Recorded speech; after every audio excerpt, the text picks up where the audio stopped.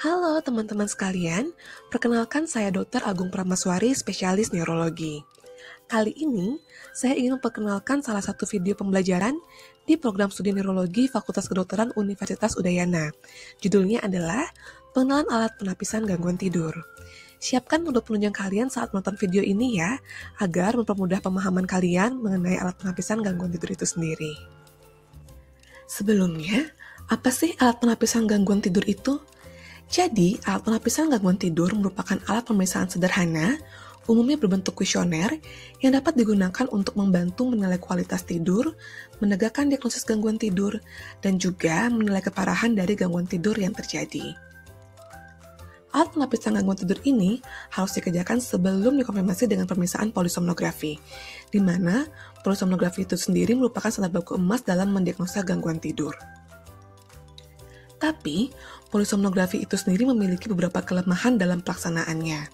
Yang pertama adalah biayanya yang cukup mahal, kemudian membutuhkan ruangan khusus, membutuhkan peralatan dan personil yang terlatih, dan tidak semua fasilitas kesehatan memiliki alat polisomnografi. Hal inilah yang menyebabkan memahami alat penapisan gangguan tidur sangat penting, terutama jika kita tidak memiliki polisomnografi. Mengapa penting? Karena alat ini akan membantu kita untuk mengidentifikasi permasalahan yang berkaitan dengan gangguan tidur, sehingga nantinya dapat dilakukan suatu intervensi yang tepat bagi pasien.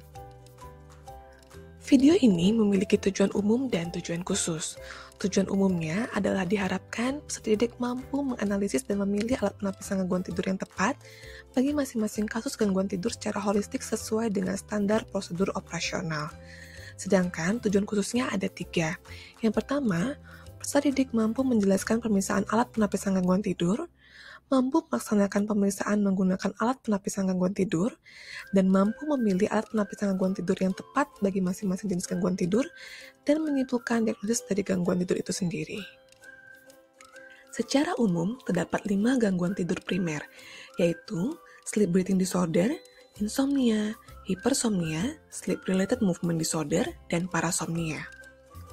Penting bagi kita untuk memahami masing-masing dari gangguan tidur ini, agar nantinya kita bisa memilih alat penapisan gangguan tidur apa yang tepat dan sesuai dengan gangguan tidur yang ada. Di dalam buku panduan tata laksana gangguan tidur per dosis 2018, terdapat 11 alat penapisan gangguan tidur yang nantinya akan dibahas lebih lanjut per itemnya. 9 pemeriksaan di awal terdapat dalam bentuk kuesioner, sedangkan untuk pemeriksaan apnu-hipopnu index atau AHI dan polisomnografi merupakan pemeriksaan lanjutan yang peserta didik harus pahami juga, karena hal ini akan membantu dalam menegakkan diagnosis dan menentukan tingkat keparahan dari suatu gangguan tidur. Yang pertama adalah sleep diaries. Sesuai dengan namanya, yang jika di Indonesia kan disebut buku catatan tidur, pasien akan diminta untuk mencatat mengenai pola tidurnya selama 1 hingga 2 minggu berdasarkan kunjungan dan dilanjutkan hingga 2 bulan. Nantinya akan didapatkan bagaimana pola tidur dan bangun pasien itu sendiri. Sleep diaries ini terdiri dari informasi kualitas dan kuantitas tidur malam harinya dan apa konsekuensi sepanjang harinya bila tidur malam harinya terganggu. Pengisian sleep diaries yang jangka panjang akan membantu mengevaluasi perkembangan terapi pasien. Hal-hal apa saja sih yang perlu dimonitoring pada sleep diaries? Yang pertama adalah waktu tidur, yaitu waktu ketika mereka pergi ke tempat tidur sampai mereka mencoba untuk tidur. Yang kedua adalah latensi tidur, yaitu perkiraan lama waktu yang diperlukan untuk pasien jatuh tertidur. Yang ketiga, yaitu terbangun, adalah jumlah terbangun selama tidur dan durasi ketika mereka terbangun. Yang keempat adalah waktu di tempat tidur, yaitu total waktu selama di tempat tidur ketika di malam harinya. Yang kelima adalah total waktu tidur, yaitu perkiraan jumlah tidur nyenyak di sepanjang malamnya. Yang keenam adalah waktu bangun, yaitu rentang waktu ketika bangun pada pagi hari sampai meninggalkan tempat tidur. Yang ketujuh adalah kualitas tidur, yaitu penilaian subjektif terhadap kualitas tidur si pasien itu sendiri. Yang kedelapan adalah riwayat penggunaan obat-obatan, kopi, rokok, dan alkohol. Yang kesembilan adalah tidur siang, yaitu dicatat apakah pasien tidur siang atau tidak. Yang ke-10 atau yang terakhir adalah kegiatan di luar kebiasaan, yaitu pasien harus mencatat kegiatan-kegiatan khusus atau di luar kebiasaan dalam beberapa minggu terakhir yang kira-kira mempengaruhi tidurnya. Nah, sleep diaries ini dibutuhkan di hampir setiap masalah gangguan tidur, sehingga kita penting untuk memahami dari sleep diaries ini. Yang kedua adalah Epworth Sleepiness Scale atau ESS. Tujuan dari skala ini adalah untuk menilai kecenderungan seseorang mudah tertidur atau tidak. Pada ESS ini, terdapat 8 pertanyaan di kolom sisi kiri seperti yang kalian dapat lihat di layar, dan pasien akan diminta untuk mengisi skala dengan memilih skor yang cocok terhadap setiap situasinya. Skor terdiri dari nilai 0 sampai 3, mulai dari yang tidak tertidur hingga kemungkinan tidurnya sangat besar. Nantinya, skor dari ke-8 pertanyaan ini akan dijumlahkan, dan interpretasinya normal bila skor kurang dari sama dengan 10. Bila skor di atas 10, maka pasien diindikasikan mengalami suatu hipersomnia atau kondisi mudah tertidur. Yang ketiga adalah Insomnia Severity Index atau ISI. Pemeriksaan ini ditujukan untuk menilai seberapa parah kondisi insomnia seseorang. Pada ISI ini, pasien akan diminta untuk memberikan jawaban yang tepat pada setiap pertanyaan di kolom sisi kiri dengan melingkari angka yang paling menggambarkan pola tidur pasien dalam 1 minggu terakhir. Dapat dilihat pada video dan pada modul. Terdapat 5 pertanyaan di kolom sisi kiri dan pasien diminta untuk melingkari jawaban dalam bentuk angka yang paling menggambarkan kondisi mereka. Masing-masing pertanyaan memiliki interpretasi yang berbeda, namun dengan skala yang sama, yaitu mulai dari 0 hingga 4, dari kondisi yang paling ringan hingga paling berat. Skor dari kelima pertanyaan akan dijumlahkan dengan interpretasi yaitu, bila skornya 0 hingga 7, maka pasien tidak signifikan mengalami insomnia. Bila skornya 8 hingga 14, pasien mengalami subthreshold insomnia. Bila skornya 15 hingga 21, pasien memiliki klinis insomnia dengan keparahan yang sedang. Dan bila skornya 22 hingga 28, pasien memiliki klinis insomnia dengan keparahan yang berat. Yang keempat adalah Sleep Disorder Questionnaire. Kuesioner ini berisikan onset keluhan, perjalanan insomnia, serta faktor pencetus terkait insomnia. Pertanyaannya juga melibatkan faktor sosiodemografi, karakteristik keluhan terkait kondisi psikiatri, riwayat penggunaan obat-obatan yang berisiko yang menyebabkan sulit tidur, ataupun yang rutin dikonsumsi pasien untuk menimbulkan efek mengantuk. Kondisi insomnia digambarkan dari pertanyaan 1 hingga 6. Pasien yang menjawab skor 3, 4, dan 5 pada pertanyaan apapun kemungkinan besar mengalami insomnia. Gangguan psikiatri digambarkan dari pertanyaan 7 hingga 10. Pasien yang menjawab skor 4, 5 pada pertanyaan 7 hingga 10 memerlukan bantuan psikiatri untuk menemukan gangguan psikiatri yang diderita. Pertanyaan nomor 9 menunjukkan adanya gangguan somatisasi. Kondisi gangguan irama sirkadian digambarkan dari pertanyaan nomor 11. Pasien yang menjawab skor 4, 5 pada pertanyaan 11 menunjukkan adanya gangguan irama sirkadian. Sedangkan, kondisi movement disorder digambarkan dari pertanyaan nomor 12 hingga 13. Pertanyaan nomor 12 mengarah pada restless leg syndrome, sedangkan pertanyaan nomor 13 mengarah pada periodic limb movement disorder. Kondisi parasomnia digambarkan dari pertanyaan 14. Pasien menjawab skor 2 hingga 5 pada pertanyaan nomor 14 memerlukan penanganan serius karena berisiko ancaman jiwa. Kondisi sleep breathing disorder atau sleep apnea digambarkan dari pertanyaan nomor 15 hingga 17. Jawaban skor 4 atau 5 pada pertanyaan ini akan mengarahkan pasien pada kondisi sleep apnea. Kemudian, dari kuesioner secara umum, jika terdapat jawaban 3, 4, dan 5 pada 2 atau lebih pertanyaan gangguan aktivitas sehari-hari, maka pasien memerlukan evaluasi manajemen lebih lanjut terhadap keluhannya. Yang kelima adalah Pittsburgh Sleep Quality Index atau PSQI. Tujuannya adalah untuk menilai kualitas tidur dari seseorang. Kuesioner ini terdiri dari 11 pertanyaan yang terbagi dalam 7 komponen utama, di mana pertanyaan yang diajukan berhubungan dengan kebiasaan tidur pasien dalam sebulan terakhir. Kuesioner ini cukup sulit dipahami dalam satu kali penjelasan karena banyak komponen dan detail komponennya memiliki skor penilaian yang berbeda-beda. Peserta didik diharapkan sambil membuka modul ya, agar lebih mudah paham tentang kuesioner ini. Terdapat 7 komponen dalam memberi skor PSQI, yaitu komponen 1 yang menggambarkan kualitas tidur subjektif, komponen 2 menggambarkan latensi tidur, komponen 3 menggambarkan durasi tidur, komponen 4 menggambarkan efisiensi tidur, komponen 5 menggambarkan gangguan tidur, komponen 6 menggambarkan penggunaan obat-obatan tidur, dan komponen 7 menggambarkan disfungsi di siang hari. Masing-masing skor di tiap komponen ini terdiri dari rentang 0 hingga 3. Nantinya, skor di seluruh komponen akan dijumlahkan dan menghasilkan skor global dengan rentang 0 hingga 21. Skor yang tinggi menunjukkan kualitas tidur pasien lebih buruk. Komponen 1 menggambarkan kualitas tidur subjektif dari seseorang. Pertanyaan nomor 9 mewakili dari komponen ini. Jawaban respon 9 langsung menentukan skor komponen 1, yaitu 0 menggambarkan sangat bagus hingga 3 menggambarkan sangat buruk. Komponen 2 menggambarkan latensi tidur seseorang. Pertanyaan nomor 2 dan 5A mewakili dari komponen ini.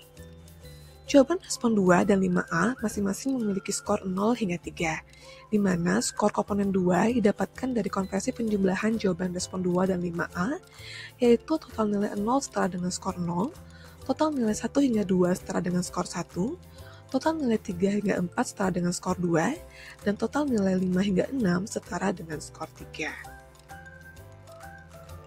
Komponen 3 menggambarkan durasi tidur dari seseorang. Pertanyaan nomor 4 mewakili dari komponen ini. Jawaban respon 4 langsung menentukan skor komponen 3, yaitu 0 menggambarkan durasi tidur lebih dari 7 jam, hingga 3 menggambarkan durasi tidur kurang dari 5 jam. Komponen 4 menggambarkan efisiensi tidur pasien. Pertanyaan nomor 1, 3, dan 4 mewakili dari komponen ini. Efisiensi tidur merupakan persentase dari perhitungan total jam tidur dibagi total jam di tempat tidur, kemudian dikalikan 100%, di mana total jam tidur didapatkan dari jawaban pertanyaan nomor 4, sedangkan total jam di tempat tidur didapatkan dari jawaban pertanyaan di nomor 1 dan 3. Skor komponen 4 didapatkan dari perhitungan efisiensi tersebut, di mana skor 0 bila efisiensi di atas 85%, sehingga skor 3 bila efisiensi tidur kurang dari 65%. Komponen 5 menggambarkan gangguan tidur pasien. Pertanyaan nomor 5B hingga 5C mewakili dari komponen ini. Jawaban respon terhadap pertanyaan 5B hingga 5C masing-masing memiliki skor 0 hingga 3. Nantinya, skor komponen 5 didapatkan dari konversi penjumlahan jawaban respon 5B hingga 5C, di mana total nilai 0 setara dengan skor 0, total nilai 1 hingga 9 setara dengan skor 1, total nilai 10 hingga 18 setara dengan skor 2, dan total nilai 19 hingga 27 setara dengan skor 3. Komponen 6 menggambarkan riwayat penggunaan obat-obatan tidur. Pertanyaan nomor 6 mewakili dari komponen ini. Jawaban respon 6 langsung menentukan skor komponen 6, yaitu 0 mewakili jawaban tidak pernah hingga 3 mewakili jawaban lebih dari 3 kali seminggu. Komponen 7 menggambarkan disfungsi pasien di siang hari akibat pengaruh dari kualitas tidurnya di malam hari. Pertanyaan nomor 7 dan 8 mewakili dari komponen ini. Jawaban respon 7 dan 8 masing-masing memiliki skor 0 hingga 3, di mana skor komponen 7 didapatkan dari konversi penjumlahan jawaban respon 7 dan 8 dengan total nilai 0 setara dengan skor 0, total nilai 1 hingga 2 setara dengan skor 1, total nilai 3 hingga 4 setara dengan skor 2, dan total nilai 5 hingga 6 setara dengan skor 3. Item pertanyaan nomor 10 dan 11 tidak berkontribusi terhadap pemberian skor PSQI. Item 10 dan 11 hanya memberikan gambaran dan mengkonfirmasi keluhan pasien berdasarkan pengamatan dari teman seranjang atau sekamar. Interpretasi PSQI secara keseluruhan berdasarkan total skor semua komponen, di mana cut-off point-nya adalah skor 5, dan skor di atas 5 menggambarkan pasien tersebut mengalami gangguan tidur. Semakin tinggi skor menggambarkan semakin rendahnya kualitas tidur dari seseorang. Yang keenam adalah Sleep Condition Indicator. Tujuan dari pemeriksaan ini adalah untuk mengetahui indikator kondisi tidur dari seseorang. Kuesioner ini berisikan 8 pertanyaan di kolom sisi kiri yang harus dijawab oleh pasien, di mana di setiap pertanyaan berisikan indikator penilaian yang berbeda-beda. Skala jawaban berkisar dari 4 hingga 0 yang menggambarkan dari kondisi baik hingga kondisi buruk. Interpretasi berdasarkan total skor di ke-8 pertanyaan tersebut, dan pasien dikatakan kemungkinan mengalami gangguan insomnia bila skor didapatkan kurang dari 16. Yang ketujuh adalah snoring score. Skor ini bertujuan untuk menilai apakah seseorang mengalami risiko tinggi mengorok atau tidak. Snoring score ini terdiri dari 6 pertanyaan di kolom sisi kiri yang harus dijawab oleh pasien dengan jawaban ya atau tidak. Interpretasi dari snoring score ini adalah jika pasien memiliki satu atau lebih jawaban ya, maka pasien memiliki risiko tinggi obstructive sleep apnea atau OSA. Jika pasien overweight, memiliki lingkar leher yang besar, dan atau memiliki tekanan darah tinggi, maka risikonya akan menjadi lebih tinggi. Yang kedelapan adalah stop bang. Tujuan pemeriksaan ini adalah untuk mendeteksi risiko terjadinya obstructive sleep apnea atau OSA. Kuesioner stop bang memiliki sensitivitas tinggi dan nilai predictive value yang baik terutama pada pasien dengan OSA sedang hingga berat. Kuesioner ini terdiri dari 8 pertanyaan dan istilah stop bang sendiri merupakan singkatan dari pertanyaan-pertanyaan tersebut. S mewakili snoring, yaitu menanyakan mengenai informasi mendengkur pasien. T mewakili tire, yaitu menanyakan tentang keluhan mudah payah pasien. O mewakili observe, menanyakan tentang adanya henti napas atau apnea melalui pengamatan orang sekitar. P mewakili blood pressure, menanyakan tentang adanya tekanan darah tinggi. B mewakili body mass index dengan menghitung indeks massa tubuh apakah di atas 35 kg per meter kuadrat. A mewakili age, mengkonfirmasi apakah usia di atas 50 tahun. N mewakili neck circumference dengan mengukur lingkar leher apakah di atas 40 cm, dan G mewakili gender, mengkonfirmasi apakah jenis kelaminnya laki-laki. Masing-masing pertanyaan akan dijawab dengan ya atau tidak. Dikatakan risiko rendah OSA bila terdapat jawaban ya di 1 hingga 2 pertanyaan, risiko sedang bila jawaban ya di 3 hingga 4 pertanyaan, dan risiko berat bila jawaban ya di 5 hingga 8 pertanyaan. Yang kesembilan adalah Berlin Questionnaire. Tujuan dari pemeriksaan ini adalah untuk mengetahui besarnya risiko seseorang mengalami sleep apnea. Pertanyaan-pertanyaan pada kuesioner ini dikelompokkan dalam 3 kategori. Interpretasinya adalah risiko rendah bila ada 1 kategori dengan skor positif, dan risiko tinggi bila terdapat minimal 2 kategori dengan skor positif. Kategori 1 terdiri dari 5 pertanyaan mengenai mendengkur dan henti nafas saat tidur. Masing-masing item pertanyaan memiliki poin penilaian yang berbeda-beda. Item 1, jika jawaban ya, maka diberikan poin 1. Item 2, jika respon C atau D, diberikan poin 1. Item 3, jika respon A atau B, diberikan poin 1. Item 4, jika responnya A, diberikan poin 1. Sedangkan item 5, jika responnya A atau B, diberikan 2 poin. Poin kemudian ditotal dan dikatakan kategori 1 positif bila didapatkan skor lebih dari sama dengan 2. Kategori 2 terdiri dari 4 pertanyaan, yaitu item nomor 6, 7, 8, dan 9. Hal ini mengenai rasa kantuk di siang hari atau daytime sleepiness. Item 6, jika responnya A atau B, diberikan poin 1. Item 7, jika responnya A atau B, diberikan poin 1. Item 8, jika responnya A, diberikan poin 1. Sedangkan item nomor 9 dicatat secara terpisah. Poin kemudian ditotal dan dikatakan kategori 2 positif bila didapatkan poin skor di atas sama dengan 2. Sedangkan kategori 3 terdiri dari pertanyaan nomor 10, di mana ini untuk menggali ada tidaknya riwayat hipertensi dan atau obesitas melalui perhitungan indeks massa tubuh atau IMT. Item 10 mewakili interpretasi kategori 3. Dikatakan positif bila jawaban adalah ya atau IMT di atas 30 kg per meter kuadrat. Apnea-Hypopnea Index (AHI) atau Respiratory Disturbance Index (RDI) merupakan skala pengukuran untuk menentukan tingkat keparahan sleep apnea yang diderita oleh pasien. AHI didefinisikan sebagai jumlah rata-rata episode apnea dan hipopnea yang terjadi per jam tidur, sedangkan RDI mencakup jumlah apnea, hipopnea, dan respiratory event-related arousal rera per jam tidur. Jumlah peristiwa yang tercatat untuk menghitung AHI atau RDI selama uji tidur adalah setidaknya dalam periode 2 jam. AHI dapat dinilai pada pemeriksaan polisomnografi berdasarkan pemasangan sensor airflow, saturasi oksigen, dan NMG untuk mencetak gerakan otot pernafasan selama tidur. Interpretasinya adalah dikatakan normal bila didapatkan kurang dari 5 apnea per jam atau RDI kurang dari 5 kali per jam, OSA ringan bila didapatkan 5 hingga 20 apnea per jam atau RDI 5 hingga 14 kali per jam, OSA sedang didapatkan bila 20 hingga 40 apnu per jam atau RDI 15 hingga 30 kali per jam, dan OSA berat dikatakan bila di atas 40 apnu per jam atau RDI di atas 30 kali per jam. Dan yang terakhir adalah polisomnografi atau PSG. Seperti yang disebutkan di awal video, polisomnografi ini merupakan alat penegakan terpenting dalam penilaian tidur dan gangguan tidur karena merekam berbagai parameter fisiologis secara bersamaan saat tidur.